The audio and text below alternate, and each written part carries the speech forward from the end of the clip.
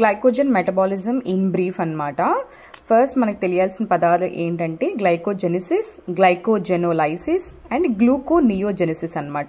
ఈ పదాలను ఈజీగా అర్థం చేసుకోవచ్చు. ఎలాగంటే వీటిని స్ప్లిట్ చేయొచ్చు. గ్లైకోజెనిసిస్ అంటే గ్లైకోజన్ని ఉత్పత్తి చేయడం అన్నమాట. ఎక్కడి నుంచి ఉత్పత్తి చేస్తాం? మనము గ్లూకోజ్ నుంచి గ్లైకోజన్గా కన్వర్ట్ చేస్తాం. ఈ గ్లూకోజ్ అనేది మనం తీసుకునే ఆహారంలో ఉండే పదార్థాల ద్వారా గ్లూకోజ్ అనేది మన బాడీలో ప్రొడ్యూస్ అవుతుంది. అయిన తర్వాత మనకి సరిపడినంత యూటిలైజ్ చేసుకున్న తర్వాత ఎక్సెస్గా గ్లూకోజ్ ఉంటుంది కదా, ఆ గ్లూకోజ్ని మన బాడీ ఏం చేస్తుందంటే తర్వాత ఉపయోగించుకోవడానికి స్టోర్ చేసుకుంటుంది. ఆ స్టోర్ చేసుకునే ఫామ్ ఏంటంటే glycogen. So many molecules of glucose కలిసి గ్లైకోజన్గా ఫామ్ అవుతుంది అనమాట. ఇప్పుడు మనకి అన్నిసార్లు మనం తింటూనే ఉంటాం కదా, తిన్న తర్వాత గ్యాప్ అనేది ఉంటుంది కదా, ఆ గ్యాప్లో మనకి గ్లూకోజ్ కావాలి. ఎక్కడి నుంచి వస్తుంది? మనం తీసుకోము, ప్రతిసారి తినము. అప్పుడు ఎక్కడి నుంచి వస్తుంది అంటే మన బాడీలో స్టోర్ అయి ఉన్న ఆ గ్లైకోజన్ అంతా కూడా బ్రేక్ డౌన్ అయ్యి మళ్ళీ గ్లూకోజ్గా కన్వర్ట్ అయ్యి మనకి ఎనర్జీ ఇస్తుంది అనమాట.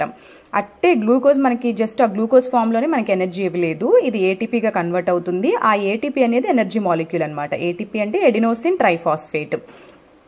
ఈ గ్లైకోజన్ని బ్రేక్ చేసే పద్ధతిని ఆ ప్రాసెస్ని ఏమంటారంటే గ్లైకోజెనోలైసిస్. లైసిస్ అనే పదానికి అర్థం ఏంటంటే బ్రేక్ డౌన్.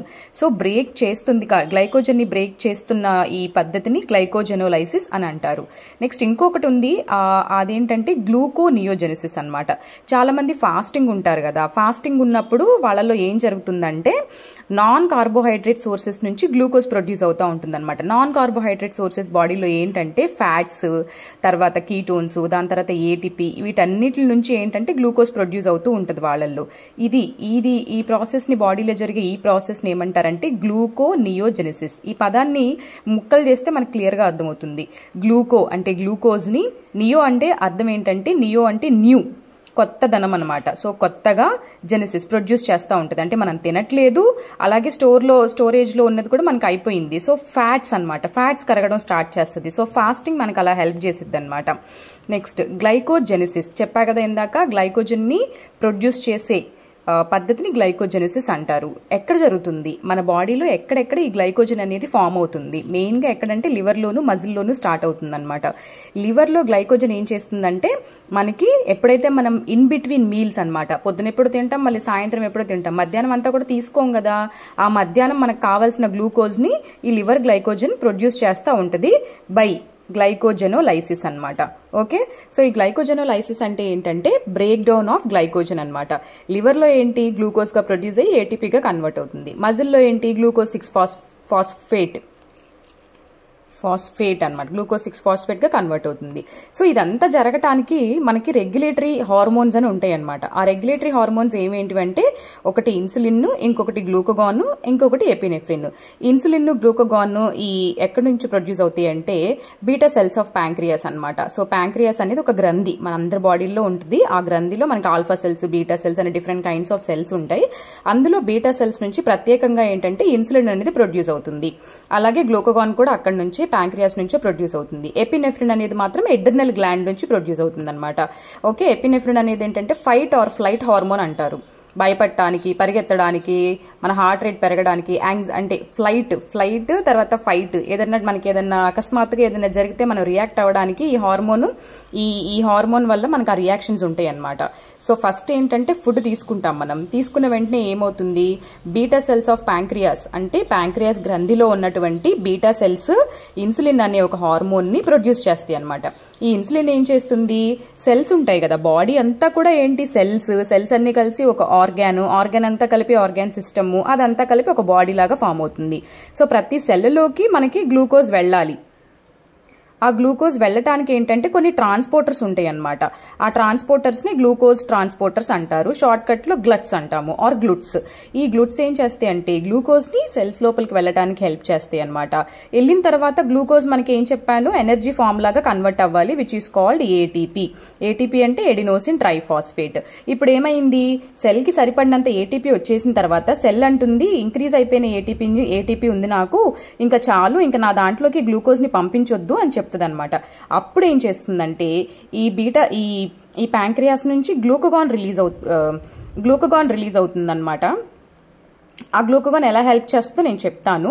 సో ఎక్కువ ఏటీపీ సెల్కి సరిపడినంత వచ్చేసిన తర్వాత ఎక్స్ట్రాగా మిగిలిపోయిందంతా ఏం చేస్తుంది, గ్లైకోజన్గా కన్వర్ట్ చేస్తుంది. గ్లైకోలైసిస్ అంటే ఏంటంటే గ్లూకోజ్ని బ్రేక్ డౌన్ చేసి ఏటీపీగా కన్వర్ట్ అవ్వడాన్ని గ్లైకోలైసిస్ అంటారనమాట.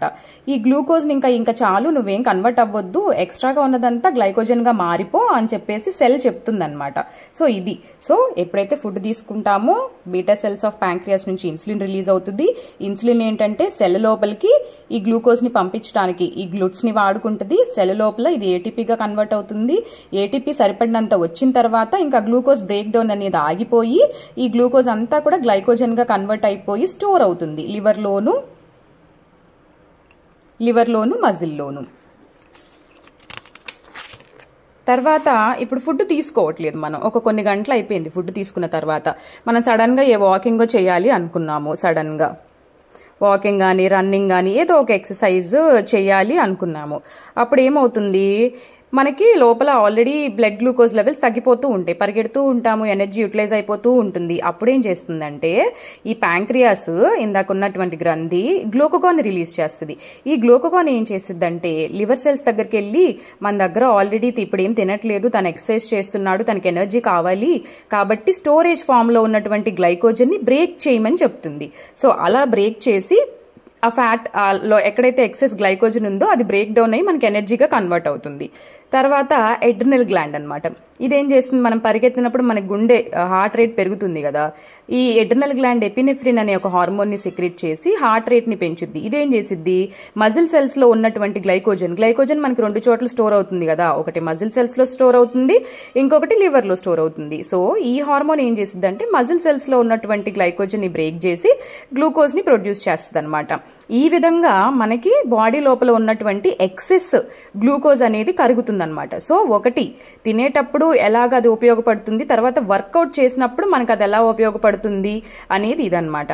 సో ఏమేం హార్మోన్స్ మనకి రెగ్యులేట్ చేస్తాయి, ఇన్ బ్రీఫ్గా చెప్పాలి అంటే ఏంటంటే ఫుడ్ తీసుకున్నప్పుడు అది మన లోపలికి ఎలా వెళ్ళడానికి ఏ హార్మోన్ హెల్ప్ అయ్యేది, ఇన్సులిన్. అది ఎక్కడి నుంచి ప్రొడ్యూస్ అవుతుంది, బీటా సెల్స్ ఆఫ్ ప్యాంక్రియాస్ నుంచి ప్రొడ్యూస్ అవుతుంది. అది వెళ్ళిన తర్వాత సెల్ లోపల ఏటీపీ ఫామ్ అయ్యి ఎనర్జీ వస్తుంది మనకి, ఇంకా చాలు, ఇంకా మిగిలిందంతా నువ్వు స్టోర్ ఎక్కడ చేసుకోవాలి, లివర్లోను, at the same time muscle సెల్స్లోను చేసుకోవాలి. అదే మనకి గ్లైకోజన్ అనమాట, గ్లైకోజెనిసిస్ అంటారు దాన్ని. ఆ గ్లైకోజన్ కాస్త మనకి ఎప్పుడు ఉపయోగపడుతుంది, ఇన్ బిట్వీన్ మీల్స్ మనకి ఎనర్జీ రావడానికి ఆ గ్లైకోజన్ బ్రేక్ డౌన్ అయ్యి గ్లూకోజ్ ప్రొడ్యూస్ చేస్తూ ఉంటుంది అనమాట. సో ఎప్పుడైతే మనం బాగా ఓవర్గా ఎక్సెస్గా తినేస్తూ ఉంటామో అప్పుడేమవుతుందంటే ఈ గ్లైకోజన్ కాస్త ఈ లివర్లోను మజిల్లోను ఇంకా అన్ని చోట్ల ఎలా అవుతుందంటే ఎక్కువ ఎక్సెస్గా అక్యుములేట్ అయిపోయి ఫ్యాటీ టిష్యూగా కన్వర్ట్ అయిపోతూ ఉంటుంది అనమాట. సో ఇది కరగాలి అంటే ఒకటి సరైన పద్ధతిలో తినడం, రెండోది ఏంటంటే ఎక్సర్సైజ్ చేయడం. ఇవి ఎలా ఉపయోగపడతాయి అనేది ఒక బేసిక్ థింగ్ అనమాట.